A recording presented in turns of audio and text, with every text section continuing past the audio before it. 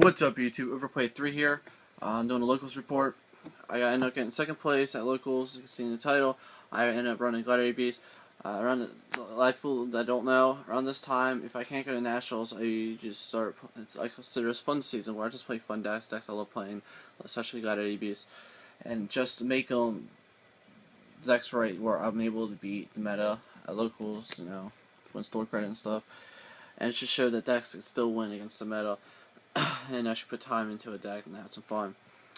I ended up in top 8. I ended up playing Stefan Bizzle. I don't know why I can't say the last name right, but he has a lot of YCS tops. He was playing E-Dragons. I beat him game 3, and then round top 4. I ended up playing my friend. He was playing E-Dragons. He beat me in Swiss. Game 3. We went to another game 3, and I beat him. And in the finals, I ended up playing my other friend. He was playing Evil Swords, and he just destroyed me. I'm not drawing nothing, but it's okay. I was happy on the result. I was able to beat E-Dragons and stuff like that. I didn't play any Prophecies, though. But I do, after testing in Prophecies, I was able to beat Prophecies with this deck. But anyway, let's get into the build. I ended up playing like Prisma/Rabbit deck. So I played 3 Test Tigers that make this whistle plays. I wanted to get to my plays as fast as I can, because I was fast as I can, because I need this plays to destroy stuff. So yeah. So I did it. 2 Lucaries. Run it. Double Darius. 1 Bestiary.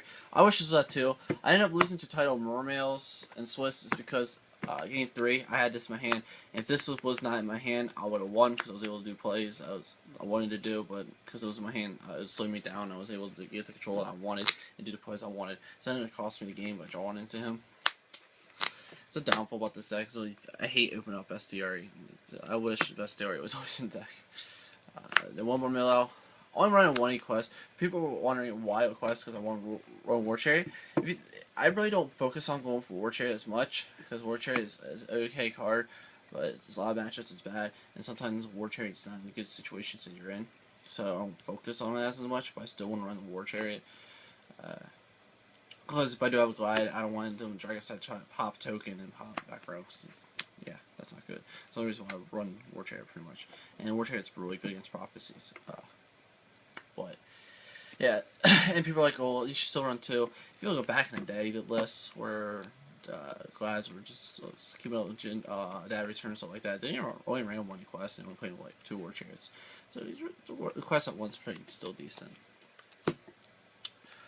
And one of the MVP monsters of the day is Sector. This card put in so much work. It won me my E-Dragon matchups.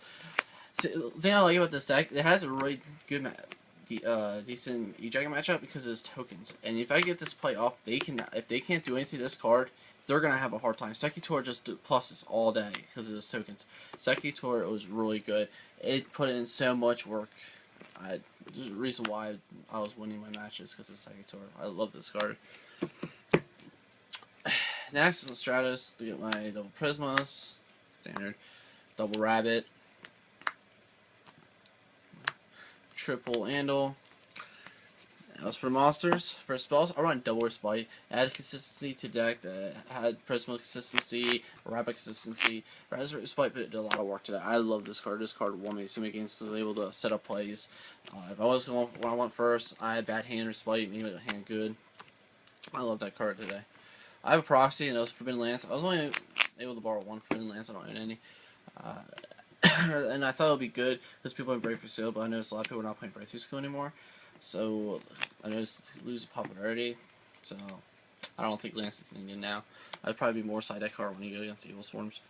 So the card I will put up a 2 in the deck is Forbidden Chalice. I was just testing this out. So now I didn't last. And with this card, I was able to get right in Dragon Sack. Because If I'm not able to like kill the two like Azaris, I can go Marmel, 2 Chalice, kill their Dragon Set, then sit back row, like, hit around and try to do anything. So this can help me put me back in the game. One Book of Man, and Monster Reborn. Else as well. For traps, I play double War Chariot. Other MVP traps of the day. Reason why I was able to be Slavon and the E-Dragon player. Game 1 opened up with this, and that was Mind Drain, and then Game 3 opened up with this card.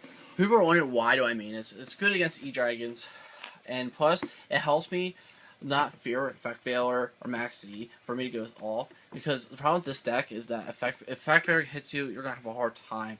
And when back in the day when the DBs were able to go off, Zara's plays without Fearless with hand traps, because Effect Failure was around. Because this card makes you feel like you had back in the day formats, and because of this card, I was able to do a lot of stuff because they weren't able to Effect Failure like Zara, so they weren't able to do anything.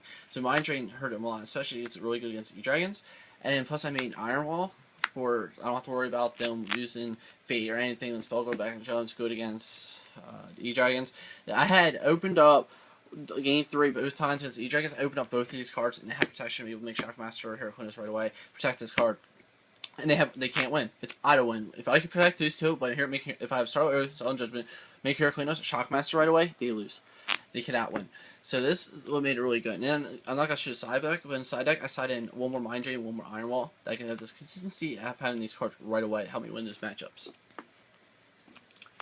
that's what War Chariot comes in and play. Because if I only can get one of these, and they can, if I open only Iron Wall, and they can Blaster, so I do Blaster, I can War Chariot and protect my Iron Wall, and then lose, pretty much.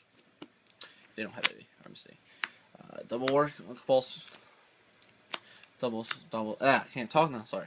Double Bomb Strap Hole, Double D Prison, Double Wobble Kill. Because this is the more aggressive format, and a lot of beaters, Wobble Kill is really good. And especially if you have this Secretary on board, you can track the Secretary just plus all day. Wobble Kill did a lot of work. 1 Starlight Road, and then the Solemn Brigade. That is the main deck. I run 42 cards. An extra deck, we'll show that. Double Xaris,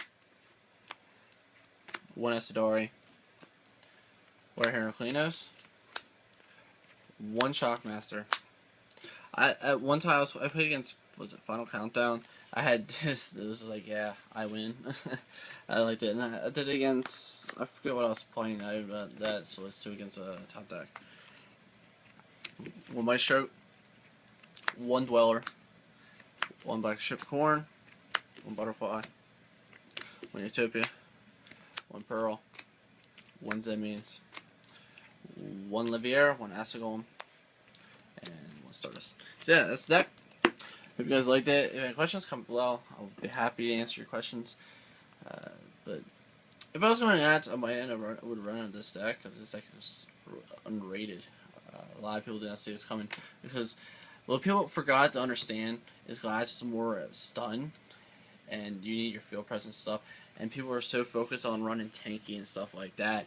It's really not good because you're taking out your resources to put into your deck to protect your monsters. If you go back, look back in the day, they ran 19 to 21 monsters. People forgot all about that too. Lads need field presence. You run less monsters, you're going to have a hard time winning. Because they're all focusing on this back row stuff. So you take out the tankies, and you want to play more Xars. Because Xars is really what your key idea of the deck is, make it Xars. And then people ran like Shadow Prison Mirror for Tell Dad, Dad Return, stuff like that. You want to run cards that have hate against the meta. This deck wants to verse the meta, so you play cards that will hurt the meta, give you a really good game 1 matchup, and then when you side in, you have more of a chance of winning because you side in more hate. So that's what people forgot all about how this deck runs. They all focus on running tanky, Fire Fist Bears, stuff like that. But anyway, I hope you guys like it. Don't forget to comment, subscribe, or something like that. But anyway.